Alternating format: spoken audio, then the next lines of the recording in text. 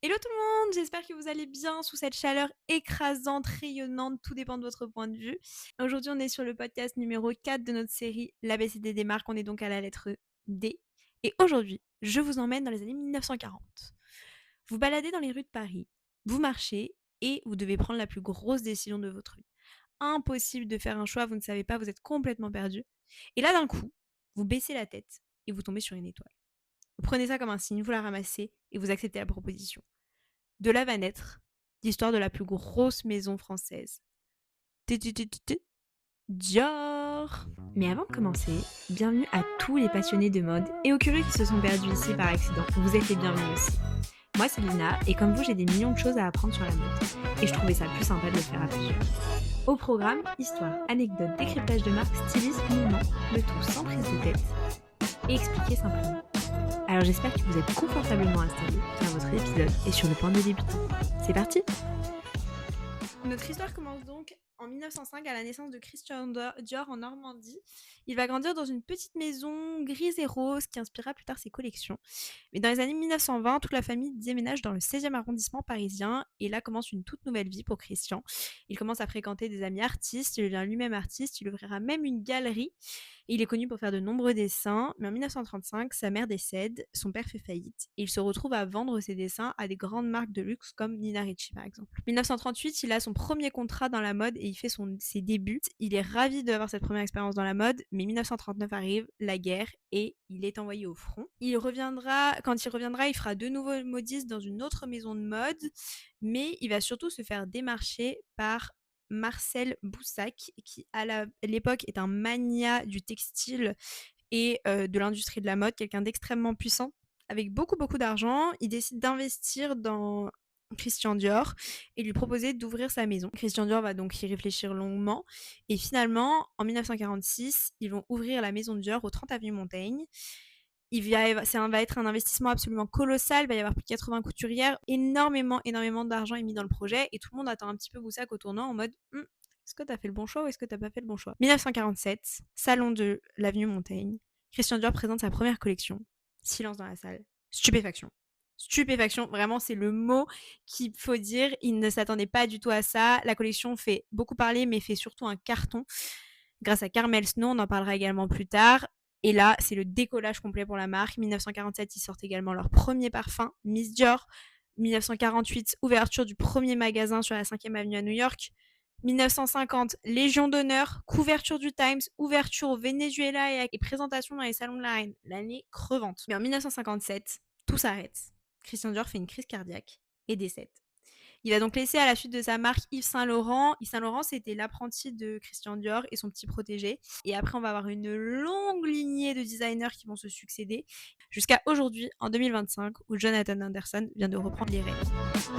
On passe maintenant à la partie collection effets marquants. J'ai décidé de segmenter cette partie en plusieurs designers et de vous parler de l'ADN de la marque après, parce que comme ça, vous pourrez comprendre un petit peu avec le travail qui a été fait de designer en designer qu'est-ce que c'était et qu'est-ce que cela devient. Le premier designer dont j'aimerais vous parler, bien évidemment, c'est Christian Dior lui-même. Christian Dior, il arrive, on sort de la guerre de 39-45.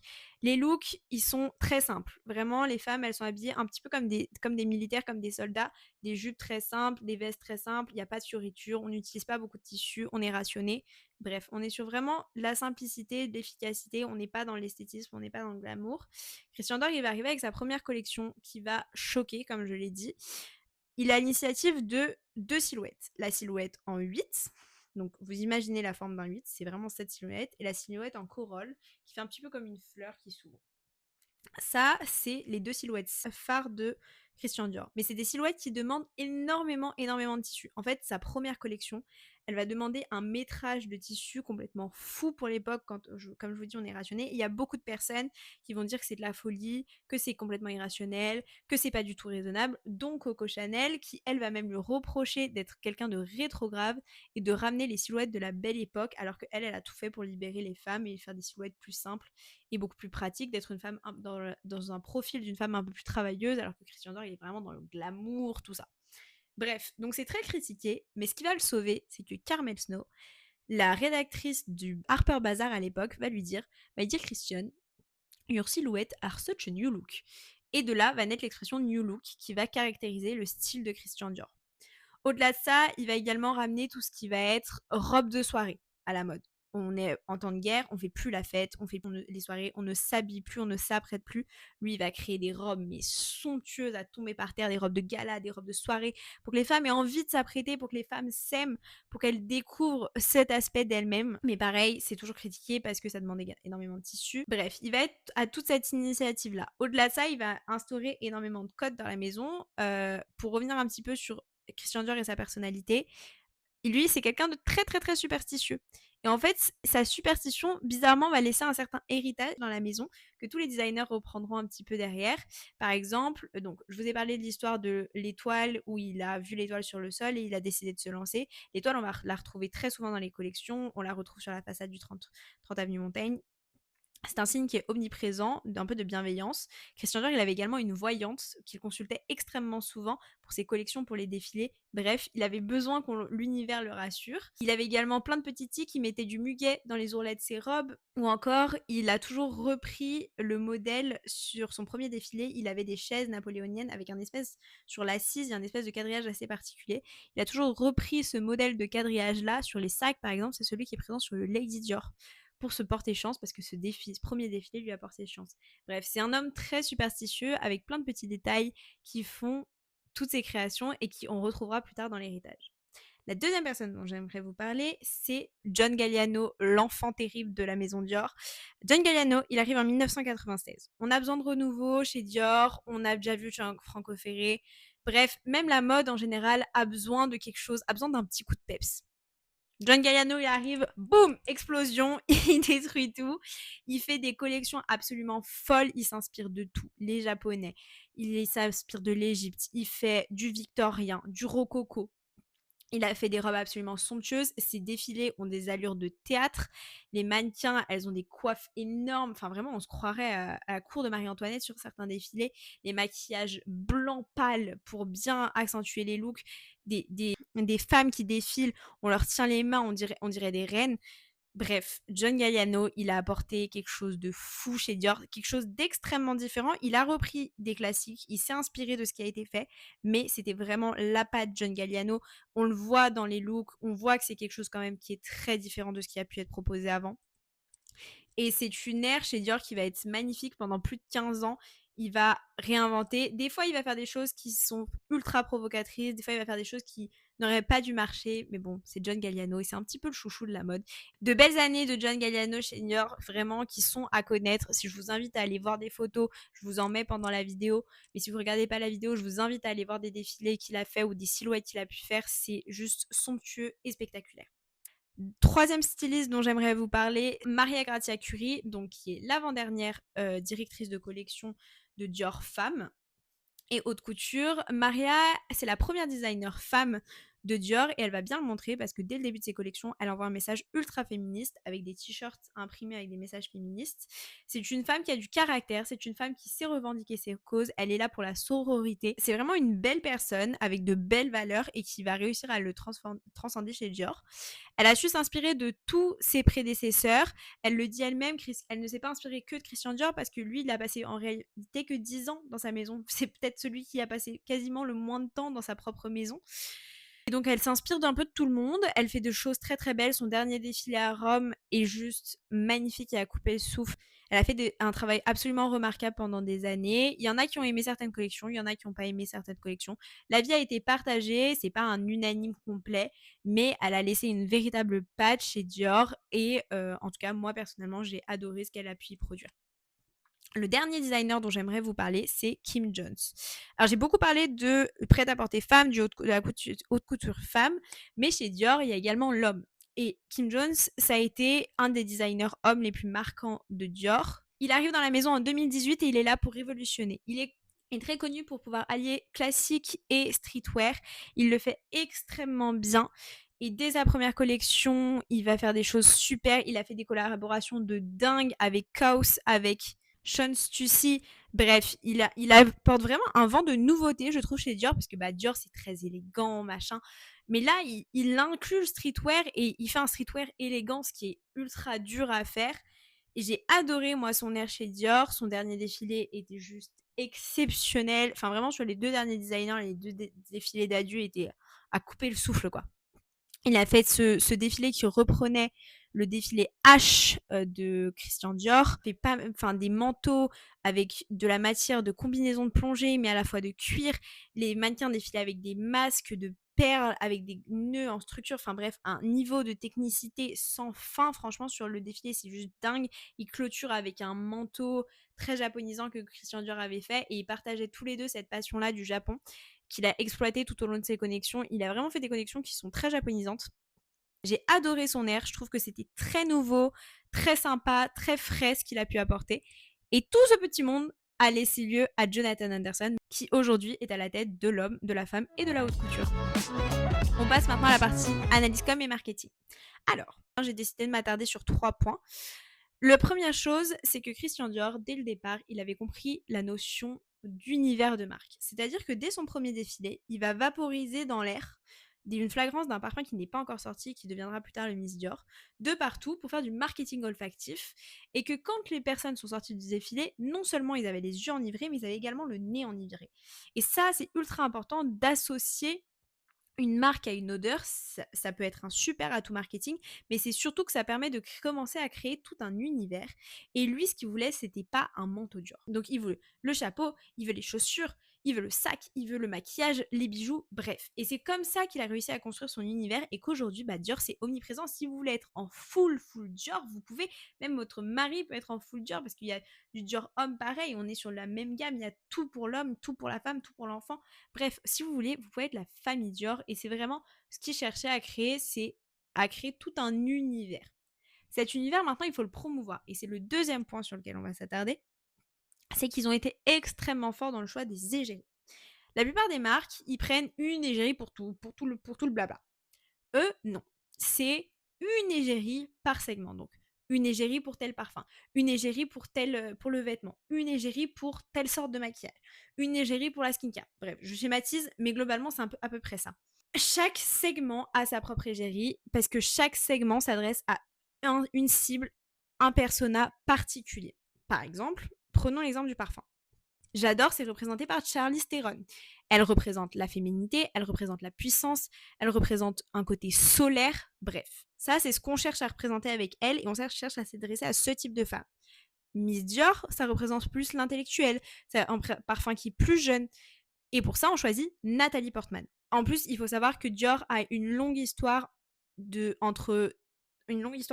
entre choisir des égéries du 7e art et leurs produits. Ça avait commencé avec Alain Delon à l'époque pour un parfum homme. Ensuite, il y a également le côté géographique. Ils ont très vite compris que la K-pop et la Corée, ça avait le vent en poupe, que le marché asiatique se développait énormément pour le luxe, c'était une grosse opportunité. Qu'est-ce qu'ils ont fait pour pouvoir cibler le marché asiatique ? Ils ont choisi des égéries asiatiques. Par exemple, ils ont choisi des Blackpink, Jisoo, ou alors des BTS, Jimmy.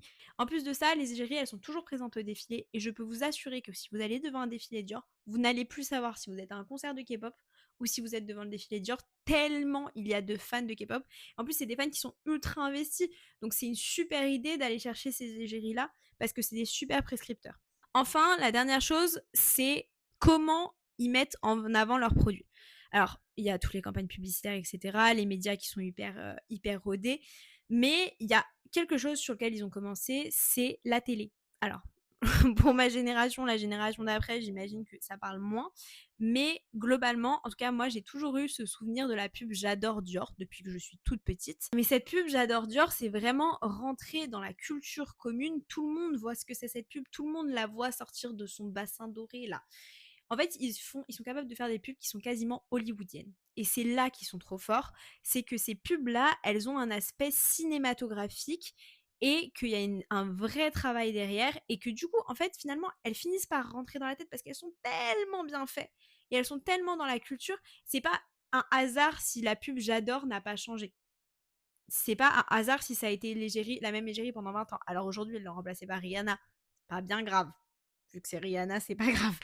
Mais la pub déjà garde la même trame pour rester dans l'esprit et faire un rappel aux consommateurs. Mais ils ont gardé, en fait, ça a créé limite comme un sentiment de familiarité, en fait. Il y a un côté de « Ah, je connais, c'est J'adore !» parce que c'est la même pub avec la même actrice depuis 20 ans. On va passer aux 3 articles à connaître pour reconnaître Dior. J'ai décidé de faire un petit peu comme Christian Dior, de choisir 3 articles complètement différents et d'univers différents pour créer la femme Dior. Premièrement, le tailleur bar. Le tailleur bar, c'est donc la première silhouette qu'a présentée Christian Dior à son premier défilé en 1947, qui reprend donc cette silhouette en 8 et la jupe en corolle. Ça, c'est donc pour moi la silhouette phare de Dior. Elle a été reprise par tous les designers, que ce soit dans l'homme, que ce soit chez la femme, que ce soit en haute couture. Ils y sont tous passés, ils l'ont tous repris, ils l'ont tous revisité, ils y ont tous mis leurs pattes, mais c'est vraiment la signature phare de Dior, il n'y a pas de discussion. Si vous devez penser quelque chose, Dior, vous pensez au tailleur bar. Deuxièmement, le sac Lady Dior. Alors des sacs chez Dior iconiques, il y en a une pelletée, mais j'ai décidé de choisir celui-là parce que pour moi c'est le plus iconique et parce que Lady Di en fait. À la base, c'est un sac qui s'appelait le chouchou. Comme je vous ai dit, il a été fait par Gianfranco Ferré. Ce sac, il a été extrêmement bien accueilli par le public, dont par Bernadette Chirac, qui en a offert un à Lady Di. Et Lady Di est tombée complètement folle amoureuse de ce sac. Elle l'a porté au Met Gala. Et à partir de ce moment-là, elle ne l'a plus lâché. Vraiment, elle en avait une collection folle. Elle était complètement dingue de ce sac. Et après, ils ont décidé de rebaptiser le sac Lady Dior. Il a été revu là dernièrement par Jonathan Anderson qui en a fait une version tout en trèfle, en rapport et en clin d'œil au côté superstitieux de Christian Dior. Il a fait un truc avec plein de charms et des petites coccinelles pour appeler la chance. Enfin, la dernière chose, c'est le parfum J'adore. J'en ai pas mal parlé, mais j'aimerais qu'on revienne un petit peu sur sa création. Il a été créé en 1996, donc à l'arrivée de John Galliano. Je vous ai dit, on cherchait du renouveau, on cherchait de la nouveauté, et ce parfum, il va accompagner ce vent de nouveauté chez Dior. C'est un véritable bouquet de fleurs en bouteille, qui donc fait référence à Christian Dior, qui était complètement fou des fleurs. Sur la forme de la bouteille, c'est le corps d'une femme, mais c'est également la forme en 8. On reprend la forme en 8 de Christian Dior et du tailleur bar. L'espèce de collier qu'ils ont mis là sur le cou de la bouteille, ça reprend les colliers que faisait John Galliano pour ses défilés. Donc voilà, il y a ce côté collier qui permet un port de trait droit et élégant.